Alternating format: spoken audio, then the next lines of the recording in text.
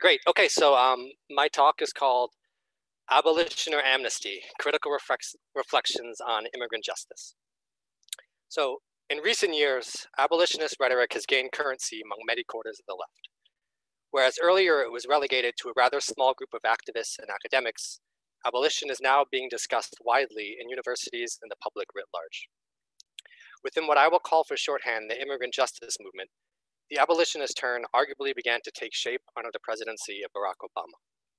However, it burst out into the mainstream shortly after Donald Trump assumed office in 2017.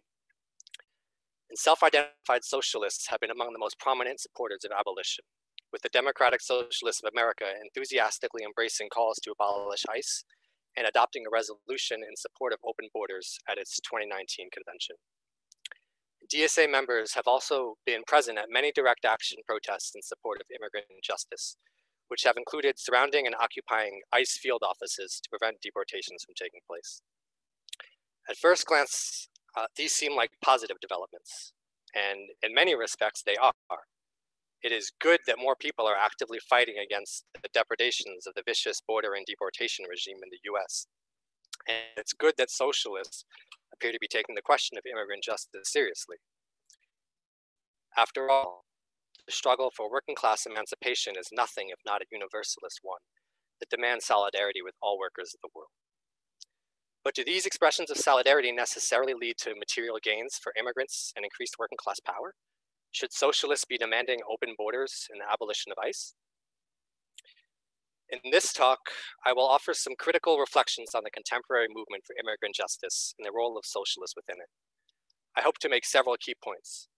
First, I will argue that the emergence of abolitionist slogans and the heavy reliance of direct action against the deportation regime are in certain respects signs of powerlessness, and that the call for open borders is unlikely to draw in the type of broad working class support that will be necessary to actually win meaningful reforms. It is heavily dominated by foundation-funded nonprofits, and these have been increasingly viewing immigrant justice through the prism of race rather than that of class. And third, socialists have so far failed to stake out a clear principled position within the immigrant justice movement. Broadly speaking, there are those who defer to activists and NGOs who claim to speak for the grassroots, and there are those who prefer to sit the fight out entirely because they fear that immigration has become too closely associated with the culture wars. While understandable, both positions deserve serious critique. So I will argue that socialists ought to take immigrant rights very seriously, but in doing so, we should prioritize three things: demanding immediate and unconditional amnesty for all undocumented immigrants and temporary contract workers or guest workers currently in the country, actively supporting and encouraging labor organizing efforts of all immigrants, and propagating a class-based socialist analysis of migration and labor that critiques forced migration and capitalist exploitation. So I'll just start with a very brief overview of immigrant workers in the US. Beginning in the 1970s, capitalist globalization has seriously transformed global political economy and the world labor market, and decimated organized labor around the world. And the expansion of transnational capital and a new round of primitive accumulation in the former second and third worlds sparked a new wave of mass migration to the industrialized capitalist core. And so as you can see with the figures up on the screen, since 1970, the percentage of foreign-born workers in the US has more than tripled to over 17%. And more than 10 million are currently undocumented, and this constitutes nearly 5% of the working class. Although, as you can see, the population has been very slowly declining over the past decade. Due to the threat of deportation, undocumented immigrants are particularly vulnerable to super exploitation and abuse, and they tend to be concentrated in low-wage sectors with difficult working conditions in the first place, such as agriculture, food processing, construction, and various forms of services.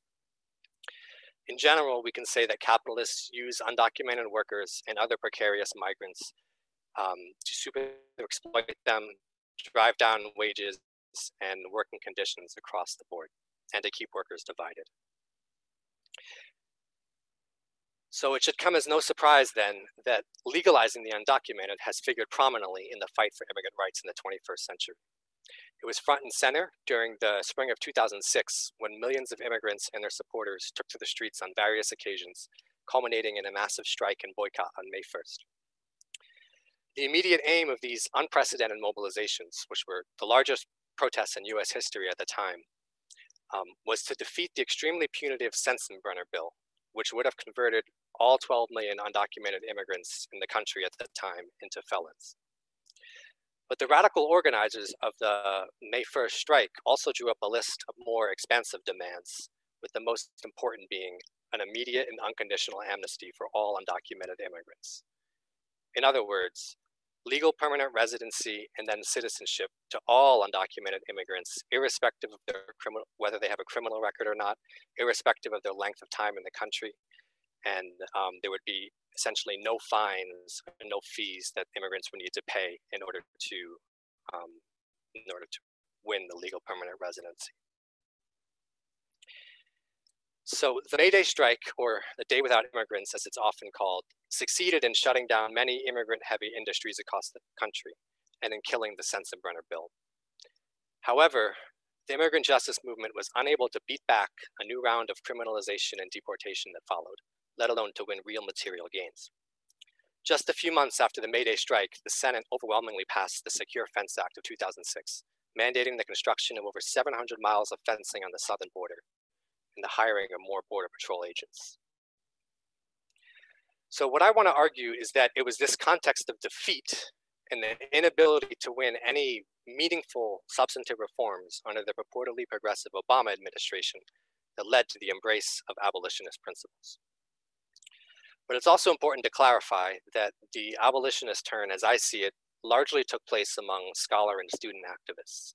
Indeed, abolition is much more popular within these circles than it is among undocumented workers writ large, who often do not possess a high school education, let alone a college degree. And so I think that the edit volume, Beyond Walls and Cages, documents the abolitionist turn in the immigrant justice movement very nicely. And this book came out in 2012, which was also right around the time of the Occupy movement, when the anarchist zeitgeist was still very much in full force. And I was personally active in several abolitionist adjacent organizations during this time, including the Tucson-based No More Deaths and then the European No Borders Network. And I think that these groups do important work, very important work, such as leaving water for migrants crossing in the southern desert and providing various services to deportees. And I continue to support No More Deaths. In hindsight, however, I think that their abolitionist horizons provide something of a radical sheen to what is essentially a form of charity or direct service position, albeit one which deliberately seeks to challenge individual agents of the state. So when radical change appears to be impossible, demonstrating one's moral opposition to all forms of injustice becomes increasingly important. But despite the noble intentions of activists currently organizing under the banner of No Borders or Abolish ICE, I think that the use of such slogans may actually reinforce the position of marginality, because they are likely to alienate non-activists, even those who may already be generally supportive of immigrant rights. It is going to be hard to convince working class people who have seen their standard of living deteriorate during an era of corporate free trade, capitalist globalization, and mass migration that the abolition of borders is a good idea. No Borders may make sense as a rallying cry for activists standing in solidarity with migrants who are facing down militarized border controls, but it doesn't address the underlying issues of accumulation by dispossession, forced migration, and capitalist exploitation. Our goal ought to be transforming the global political economy so that people don't have to risk their lives to meet their basic needs in the first place. Now, one might argue that radical transformation is precisely what abolition is about. But since this is a fuzzy concept that is entirely unreachable in the short to medium term, it is liable to being reduced to a set of reformist policies that, while positive, don't necessarily help us build the power we will need to enact radical transformation.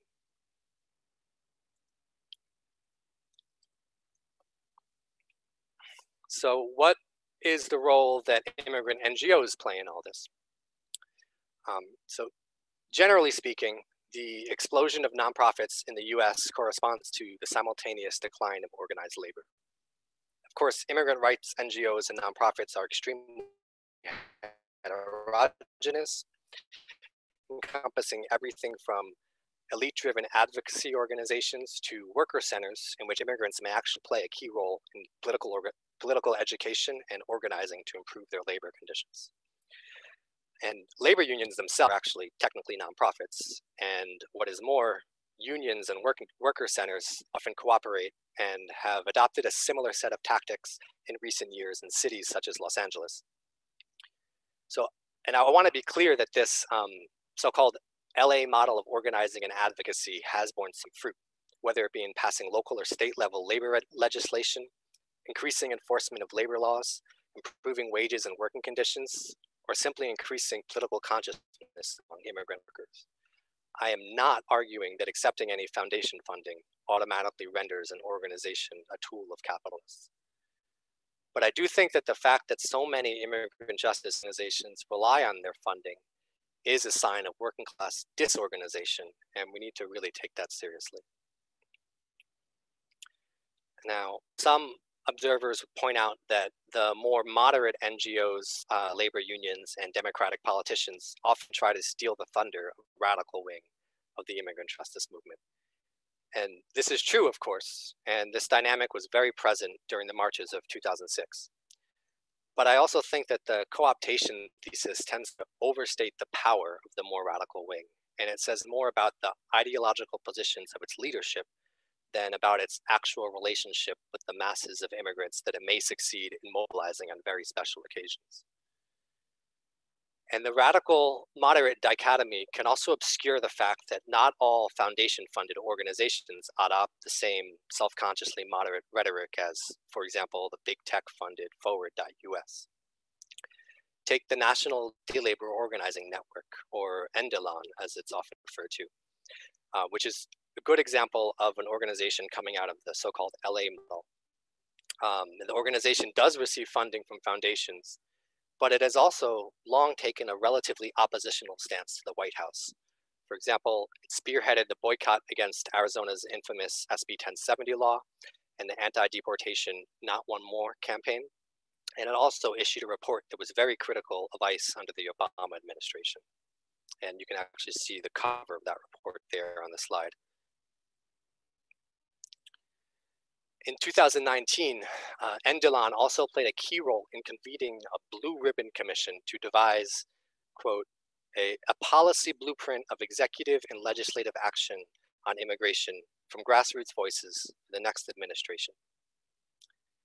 So the 20 members of this commission included NDLON's executive director, as well as Opal Tometi of Black Lives Matter fame, who at the time was the executive director of Black Alliance for Just Immigration.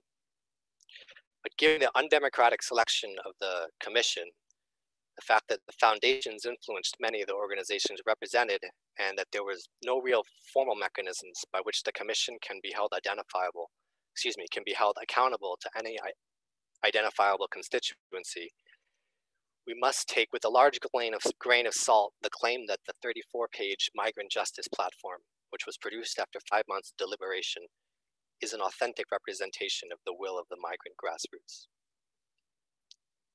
But there are other problems with the platform aside from those of representation. First, it largely views immigrant justice through a race-first lens. To be sure, the platform clearly notes the economic roots of migration and the role of migrant workers in, as they say, subsidizing the economy. However, it offers no critique of capitalist exploitation itself, and it singles out white supremacists as the chief enemy. In fact, the document contains a dozen references to variants of white supremacy, but there is not a single mention of capitalism. And the second problem is the platform's denunciation of the so-called single bill strategy for achieving immigration reform. Now, in my view, socialists should not mourn the death of comprehensive immigration reform. I read elsewhere that this vague notion, which generally refers to a single piece of legislation combining limited legalization for certain undocumented immigrants, an expansion of temporary contract labor programs, and increased border militarization and interior enforcement, I've said that this is more or less a euphemism for militarized migration management. But the difficulties associated with passing a single bill, I think that's almost beside the point. because recent legislative proposals have strongly favored the interests of capital, not the working class. In other words, we shouldn't have even wanted those bills that were proposed to pass. I'm not arguing, of course, that we shouldn't pay attention to the limitations imposed by congressional politics, but as I see it, the overarching problem is the lopsided balance of forces, not the single bill strategy. To be fair, the Migrant Justice Platform does reference the importance of building power, and I think it is significant that it rejects the enforcement component of comprehensive immigration reform, as well as the logic that some immigrants must be criminalized in order to achieve gains for others. But I think that its strategic approach actually undermines solidarity, because the platform's wager seems to be that the best way to achieve full rights for all 11 million undocumented immigrants is to divide them up into ever smaller political constituencies, such as DACA and TPS holders and so on, and to reestablish and modernize the avenues for individuals to regularize their status, as they say it. And they want to do this through similar pieces of legislation and like executive actions. But I think that in abandoning the single bill strategy, the Migrant Justice Platform is actually tailing employer associations and politicians who have also begun calling for standalone pieces of legislation in recent years. 2019 saw several such bills introduced into Congress, for example. One proposed a path to citizenship for so-called Dreamers and TPS holders. Another offered regularization to certain agricultural workers and a massive expansion of the super exploitative H-2A guest worker program. And yet another was aimed at cutting legal immigration levels. I should point out here that while the Migrant Justice Platform adopts the pseudo-radical language of fighting white supremacy, does not actually employ abolitionist language. But what is to keep the fuzzy notion of abolition from developing into a similar set of piecemeal reformist policies?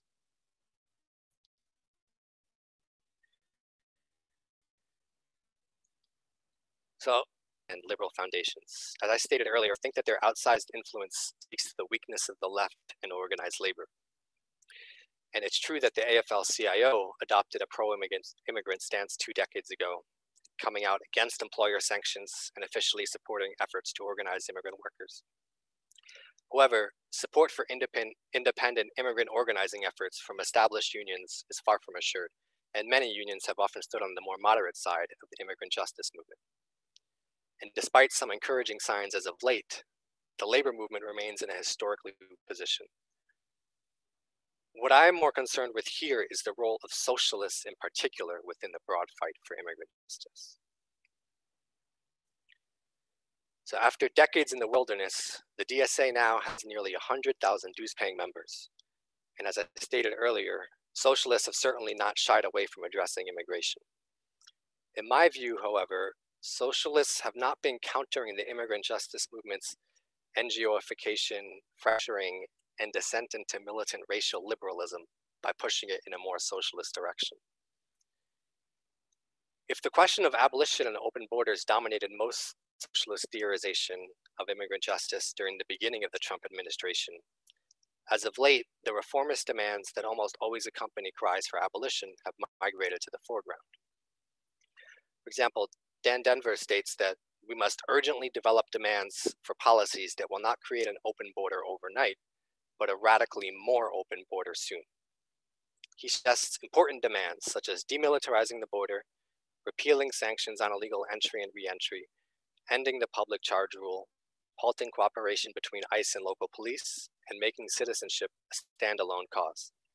Now let's be clear, all of these reforms, which contain much overlap with the Migrant Justice Platform, all of these reforms would be more than welcome.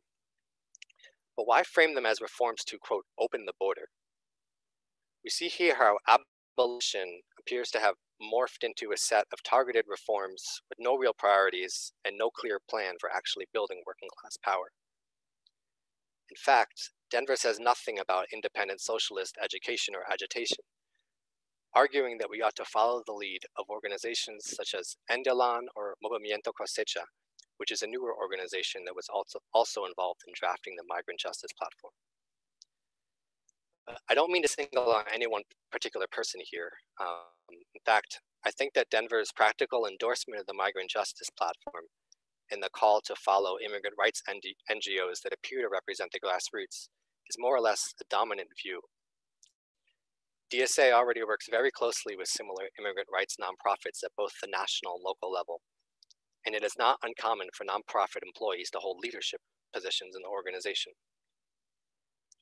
Now, I am not suggesting that DSA should refuse to work with groups such as Andilan and Movimiento Cosecha, which have done some important work in recent years, and I think do have good organizers working for them. Socialists ought to be flexible enough to work in coalition with non-socialist groups when tactically appropriate. But we should be willing to critique the strategy and tactics of such organizations when necessary.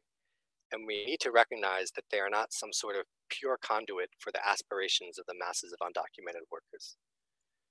And socialists should not be afraid to agitate for a socialist analysis and strategy within such a coalition, within the larger immigrant justice movement. And in fact, I think we ought to remember that many immigrants are in fact quite familiar with, and indeed even sympathetic to, the socialist tradition.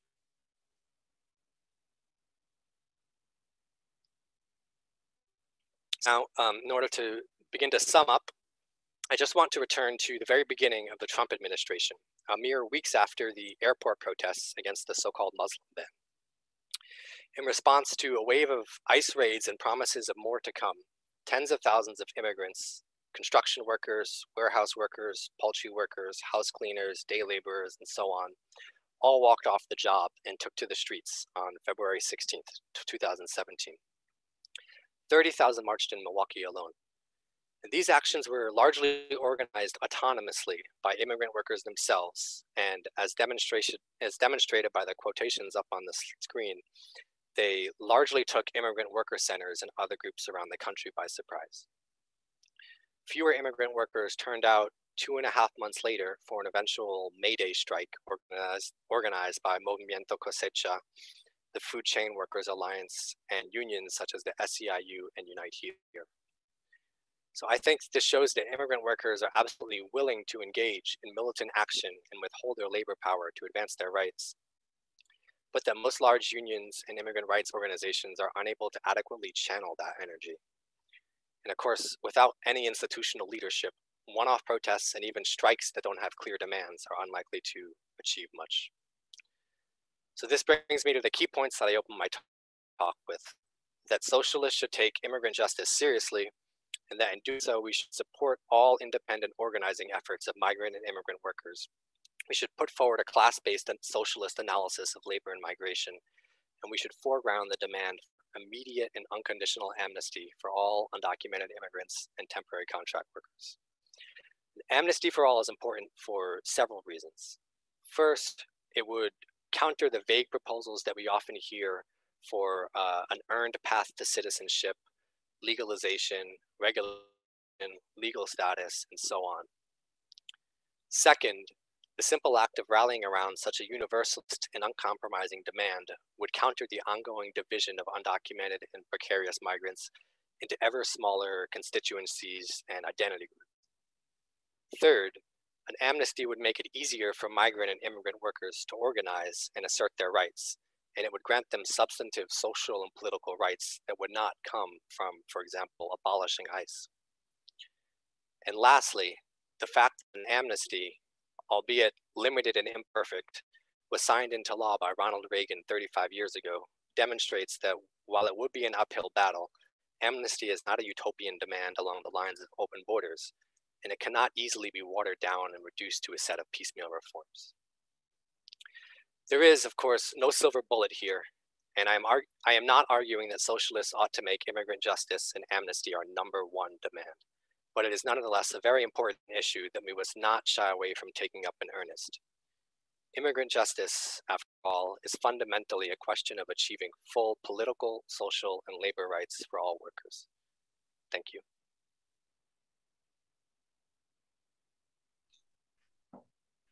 That was great, David. Thank you so much. So now we're going to turn to comments from our designated respondent for this panel, Immanuel Ness, who's a professor of political science at CUNY. So Immanuel, you want to turn on your video and mic and take it away with your comments? Sure. I think we need to, yeah. Thank you very much, David, for your paper and your presentation. They're very enlightening in terms of some of the key points, both from the perspective of your critique as well as your proposals for the way ahead for people who call themselves socialists in this country. And I'll explain that a bit later. So on the first questions that you outlined, I wholly agree with. The first is the point that NGOs, nonprofit organizations, etc., have increasingly become advocacy organizations and have lost their connection. Maybe I'm going a bit further than you would, but I would say lost their connection for the most part to people who are migrants. And I use the term migrants or migration, and I distinguish that from immigrants because not all migrants want to become immigrants. And I think that's a key issue that should be put forward for a socialist agenda. That migration is something that's forced upon some people and is done by necessity. And then for others, immigration is something that is a positive thing in which people are going to putatively improve their conditions of life. The second major argument that I also agree with completely is the tendency for the establishment left, liberal left, etc., to use identity politics as a means to advance the rights of migrants, as it is, as you pointed out, far more divisive than it is something that will bring about a greater level of unity.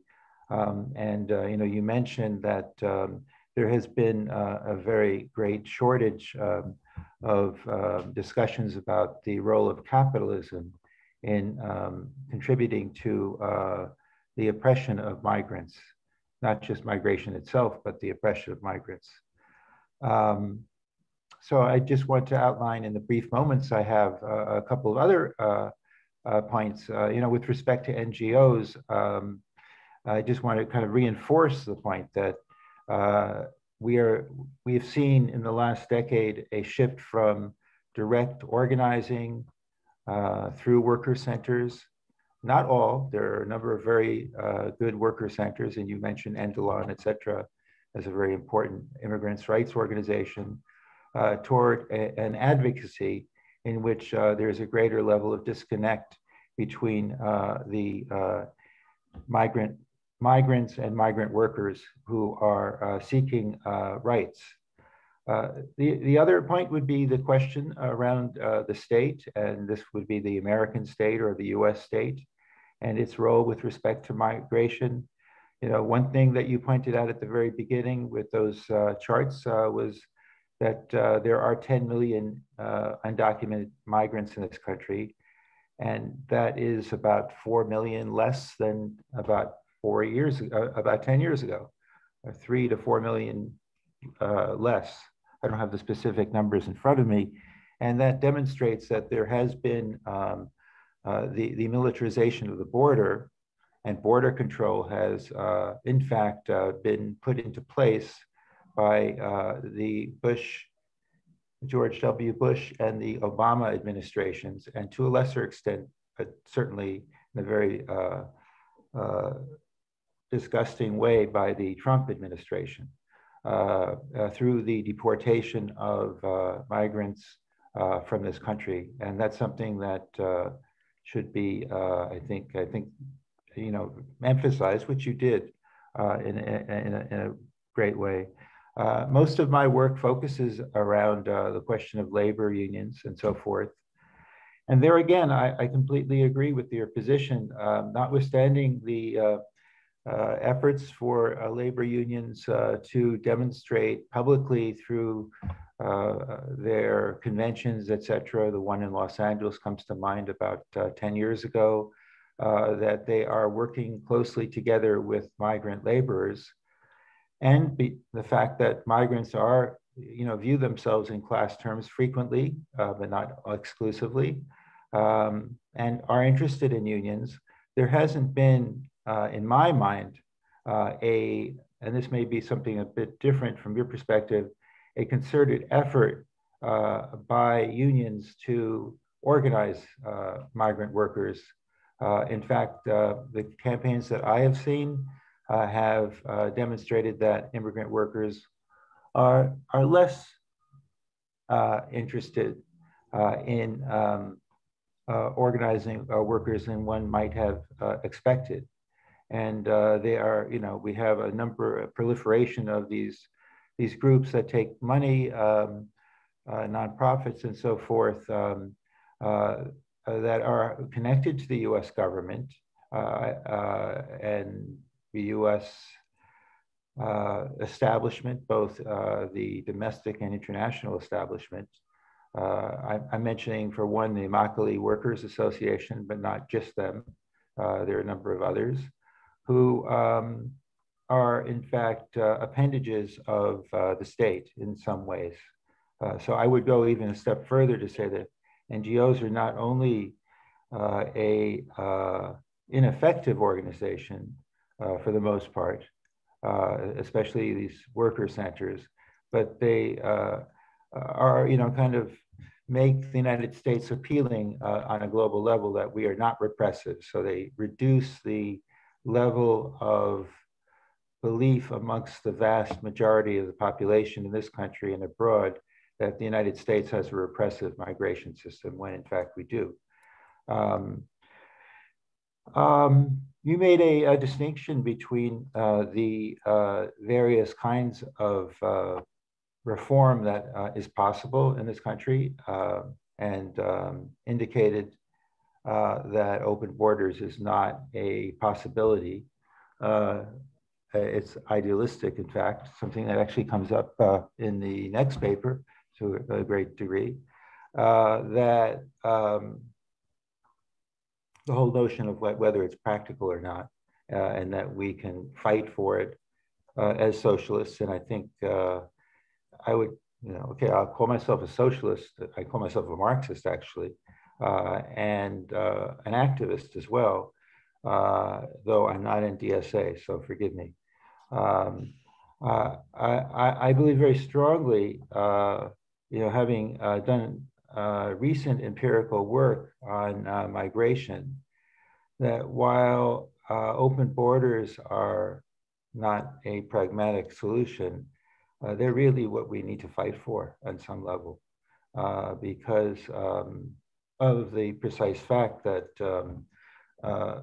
many want to travel back and forth between countries, and that's the aspiration of people, and that we distinguish. I think we should distinguish immigrants from migrant laborers, and migrant laborers need to go back to see their families on a regular basis. They've got to tell you, and it's actually a very painful thought when you think about it. People unable to see their families for 1 year, 2 years, 3 years, I mean, even 6 months, 10 years, 20 years. It destroys families if people are unable to cross borders legally in some way or another.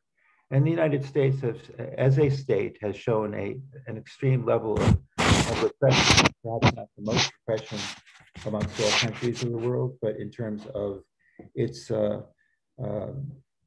specific focal point on immigrant workers, migrant workers. And, I'm not an intersectionalist at all, but I would say that there is a racial dimension to this as well. I have a time up, my time is up, but I would like to thank you for a stimulating presentation that we can hopefully advance in the discussion. Thank you so much, Immanuel. David, you're free to respond. We're also going to open up the panel to just general Q&A as well. So I'll just briefly explain how that works to the general attendees. So audience members can submit written questions for the panelists with the Q&A tool, which you can open up by clicking the button at the bottom of your Zoom window. And then we will moderate the Q&A by choosing attendees to ask questions with our audio on. So David, if you want to start with some quick comments on what Immanuel said, and then we can turn to more questions as they arise. Sure. Thank you, Immanuel, for those comments. I found them very useful. And I guess I just wanted to pick up on a couple of things that you mentioned, which I do think are really important, which is the distinction between migrant workers and immigrants. I think I made the distinction a couple of times in my talk, but I didn't actually like draw it out. And I tend to use, I guess the reason why I used immigrant workers more often is because there are many more undocumented immigrants who have been here for like a decade and over a decade, and more or less have their lives here, although it is important for them. I mean, they do want to be able to go back home if they have family there, and they can't do that right now. But I wanted to sort of draw that distinction and kind of show that there is a whole class, 10 million, 11 million people who have been here for a long time, and that's different from so-called guest workers, which I know you've written about a lot, or migrant workers, where it is generally more of a back and forth thing. And the reason why I guess the reason why I don't use migrant as often is because for me, one of the main struggles right now is also to grant those who are here, full legal status and citizenship status. I find that sometimes in some of the discussion, I guess more in like the cultural studies that uses the word, I mean, I use the word migrant too, but sometimes it can veer a bit too far into this sort of fetishization of mobility and like critiquing the idea of settling down. But I think that's super important. And I with regard to open borders, to me, it seems like, I mean, that's something that like in a socialist society, I would want to aim for. And I think that we absolutely need to like demilitarize the border and totally radically rework the laws to get rid of the restrictive nature of the immigration system. But I also think that, calling for amnesty and including temporary contract workers in that would also solve that problem, at least for those who are here now, of being able to go back and forth if they want to do that. And so I kind of foreground that because it is not something that's really on the table that often. We often hear about like a path to citizenship, and it's, for this group or that group or whatnot. And it's sort of this like immediate demand, whereas open borders, it's like so far in the future. And it also, in my view, tends to kind of gloss over the fact that most migration is actually forced. There's forced migration. And it kind of says that migration is good, which it's often a very painful thing. So that's one of the reasons why I don't think that it is very practical to call for open borders. And I also think that it would probably alienates a lot more people than say like Amnesty might. And so to me, I'm interested in, trying to build the largest possible coalition to actually achieve I think we're far off from actually winning even like an unconditional amnesty for all, but I think that it's a useful principle to organize towards. All right, great. Well, unless Immanuel, you want to give like a quick minute response or something to that, we have a good question from the Q&A that we'd like to bring up. You're good. Just 30 seconds. I completely agree with you about amnesty. So and actually it's something that actually was done by the most conservative president in the last 50 years. So it's possible. So. Okay, great. So we've got a question from the Q&A, Stephen Sacco. I'm going to allow you to talk if you want to ask your question. So you should be able to do that now. Oh, okay. Thank you. Can you hear me? Yep. Oh, sure. Okay. Well, you know what? I actually typed in the question, so I'll just read it as I wrote it.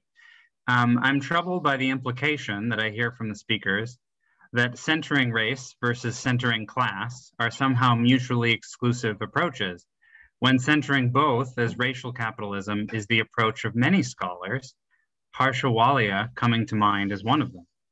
Can you comment on this work and on this lens and why you have rejected it? Yeah, thank you for that, Stephen. And I guess I'd start by saying that I don't think that race and class to argue that they're mutually exclusive, although I do think that they're, as Barbara Fields would say, categories of a different order. I think that class is kind of a more fundamental relation that then becomes racialized over time. And the racialization is absolutely central to not centered it in this talk is because I see that it is increasingly being used, particularly by the NGOs that I talked about, that the language of race is being used to explicitly avoid talking about class. So that's like the main reason why I didn't talk about it in this particular presentation, because I think that they're often that the race is often being used to avoid having to talk about class.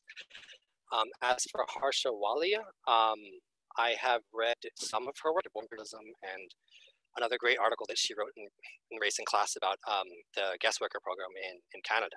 And I think it's definitely very helpful. I haven't read her recent book, Border and Rule, and I think she's done really great work. But I think that the concept of border imperialism can actually be a little. I don't want to say it can kind of confuse things a bit, because the problem is not necessarily the border; it's capitalism and the way that capital uses borders and various different forms of like political mechanisms to divide workers, to super exploit certain workers, to racialize certain workers.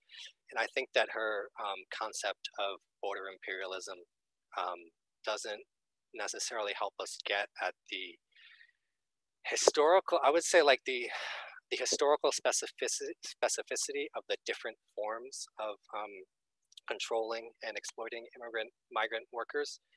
I have my own theory that like the past 30 or so years in the US in particular, but in other places as well, illegalization by the state has become like one of the main forms of supplying and controlling and super exploiting migrant and immigrant workers. And I think that we're in the middle of a transition to potentially a new regime called militarized migration management, where you actually have super tightly controlled borders, and instead of undocumented workers, you have lots of quote unquote guest workers, which Harsha has written so well about, or also various immigrants with various precarious legal statuses, such as something like DACA or TPS or whatnot. So I'm saying I think there's a transition going on from one regime centered around illegality, undocumented workers, to militarized migration management. And at least in Undoing Border Imperialism, and the way that she kind of like talks about that is this like these like four interlocking processes. There's kind of like there are no contradictions. There's like no sort of idea that you might be able to transition from one regime to the next. That both regimes could be equally bad. But so that's why I kind of don't use like terms like border imperialism and racial capitalism, because I think that they actually obscure the historical specificity of the various forms of exploitation and oppression in contemporary global capitalism.